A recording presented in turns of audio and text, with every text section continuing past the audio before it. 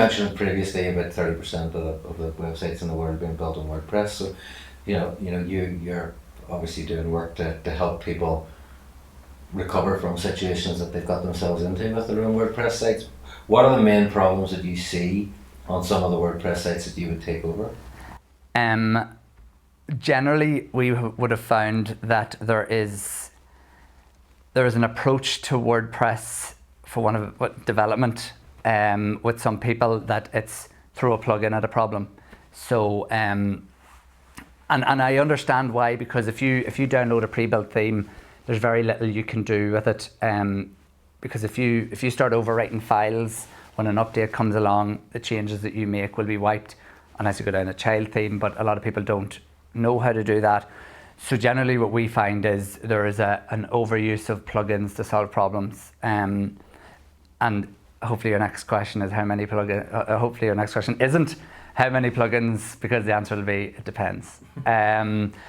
We would generally try to keep plugin use as low as possible. Again, because you're relying on other people to keep them up to date, to make sure there's no vulnerabilities in it. If you build your entire site around a single plugin or a single feature that is outside of your control, and that gets taken away or it gets infected, you're really facing a problem at that stage. So we would tend to try and build as much functionality ourselves without relying on third-party plugins. Site speed as well is affected by this. You put in a plugin there and it could be one, open to attack that you're completely unaware of, or two, it could be just badly written and it's taking 30 seconds to look something up. That's an extreme case, but it could be taking ages to look up something that with one line of code, you could do it yourself in milliseconds. Site speed, and I mean, you hear a lot of talk about how the Google ranking factors change and the algorithm changes for how they're ranking things in terms of SEO. Site speed, you hear, is one of the most critical factors. Is plugins a real problem then when it comes to your site speed? Again, it depends, but yeah, in very simple terms, yes. Every single plugin that you have there is vying for attention. Every single one of them is doing something. They're querying the database or they're pulling in information from somewhere, but they're running. We find, especially with pre-built themes and plugins, but certainly with pre-built themes, a pre-built theme is built in a way to try and get as many people on board as possible. So they're throwing features into it. They're throwing in, testimonial sliders and MP3 players and different layouts and settings and banners and as many features as they can get into it. And generally, what we've found with these with these themes, that even if you're not using those features, the code for them is there and being downloaded and slow. And so every line that's there at some point is slowing your site down. So whenever we're building themes ourselves, if it's not used in the site, it's not there. So we would keep a very as tight and as minimal an approach to development as we can. And yeah, throwing plugins at a site will 100% slow it down. And it just snowballs then.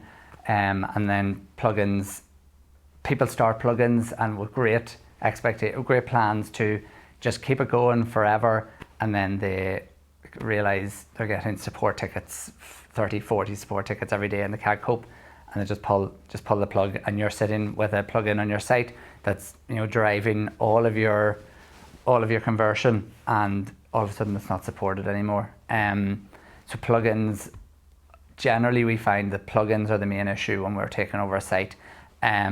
Another issue, sort of like site speed, is potentially shared hosting, where the site that we've taken over is on a shared host, so potentially tens, if not hundreds of thousands of other sites. So even just moving it to another server and upgrading the PHP version, a lot of sites we've taken over were running PHP 5.6, even changing it to 7.0. the PHP claim that it'll increase the site speed, or sorry, it'll decrease your site speed by something up to 60%. And we found that we've taken seconds off page speed loads without doing anything other than changing PHP version.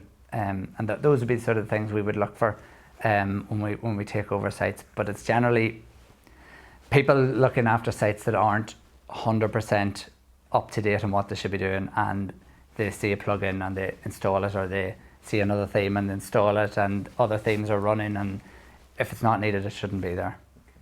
I mean, in terms of people managing their own WordPress sites, are there any quick fixes that people can make to their own WordPress sites that'll improve their performance that they see?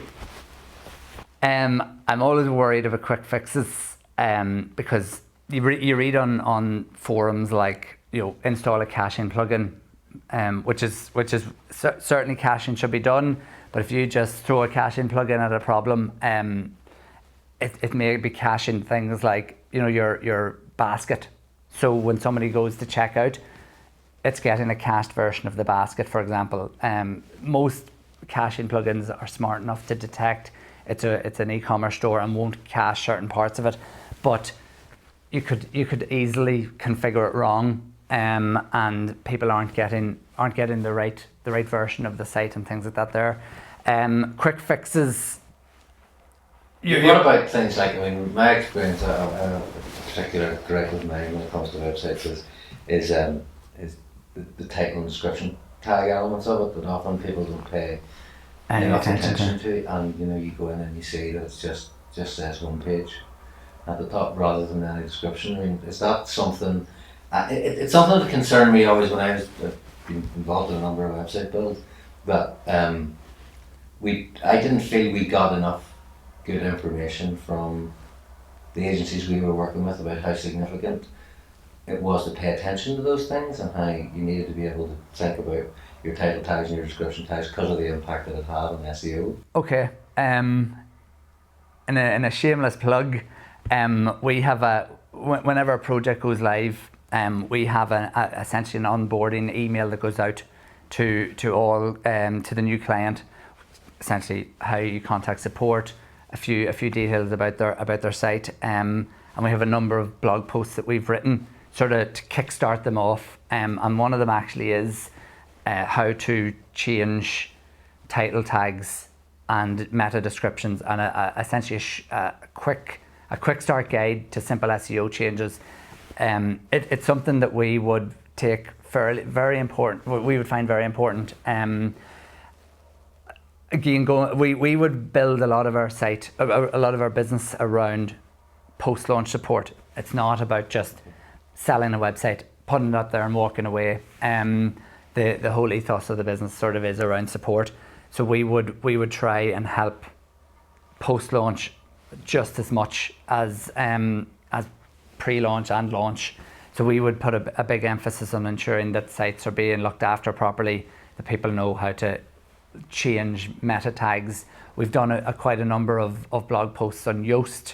Like Yoast actually is, if you're not aware of it, which you probably, Yoast SEO, it is the most popular SEO WordPress plugin in the world, and it has very, very robust rules for, like, essentially you can put in little snippets throughout the site that it can detect on blog posts. Like, rather than if you forget to go in and edit the blog post, each individual title tag, you can put in little snippets that you can create a rule so that for every blog post you can say, you could have your title of blog post by Wibble on, and you can use a little snippet that will replace this short code with the title, or you can put in what the category is or who the author is. So with one little change, you could change all the title tags on your site for blogs so that they're all dynamic and they're all pulling in information from the content. And that's something we would let people know on how to do it. And we would provide training and that sort of stuff. With regards to other things that people should be aware of, there's so much, you know. But yeah, Yoast SEO, learning it properly, from purely a commercial point of view, knowing the basics in it will be one of the main ones, and we've done quite a lot of work in that. But it's constantly evolving. It's one of the problems is keeping on top of all this stuff. Like you could have, even if you only have 5 plugins, they could be pushing updates to features and different upgrades every week, and you're trying to keep on top of this and then communicate that out to people. It's really difficult. Running a website, whether it's your own or you're running it on behalf of other people, isn't an easy job.